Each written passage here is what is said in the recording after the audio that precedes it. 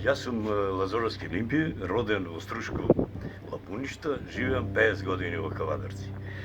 И многу понекогаш така размислувајќи, човек сум што мисле и понекогаш запишувам по нешто како светли настани, несветли она. За војната 2001 на патриотите кои што навистина беа патриоти се бореа, никој од званичните, платените и не знам какви поети никој не напиша ништо. Јас се потрудив и напишав една така како песна. И викам вака: никогаш во преговарачки борбен стоеш, кога браќата ти се во бегство пред колеш. Никогаш во илузиски профитен одеш со народната беда, проклесвен молеш. Никогаш на народната сила да нареди стој пред качашко-арамиско крволочен строј. Ништожнику ти треба да водиш етнички бој, да барем поволку губи народот тој. И никогаш не го кради својот сој, тој не е само твој гласачки број. Благодарам.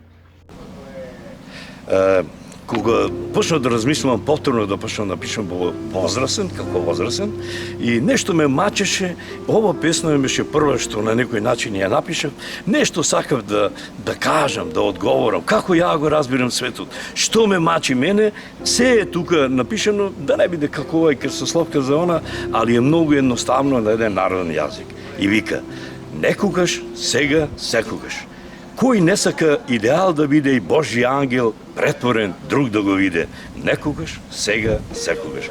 Кој смислата разбрал, вечно ја гони и смртно убива? Некогаш, сега, секогаш.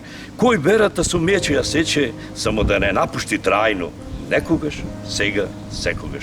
Кој љубовта грозно ја презрел и понижил, за страста да не води? Некогаш, сега, секогаш. Кој надежта со најстрашно оружје отстранил, за тагата сопатник ни ја прати? Некогаш, сега, секогаш. Кој гревот великодушно, сигурно и целосно го препушта и поклонува на друг?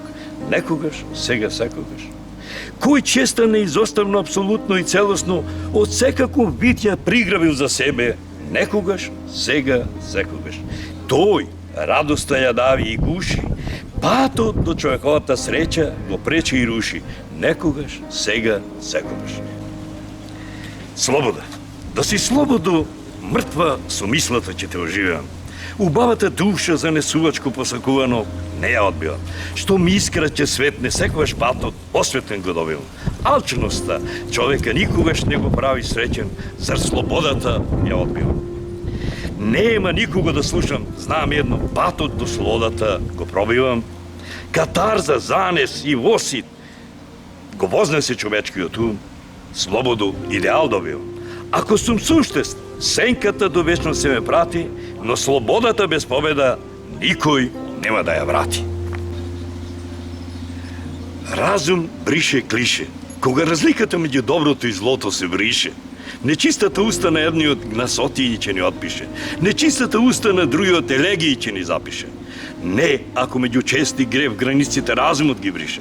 Зар човекот да не го користи разумот и да биде клише?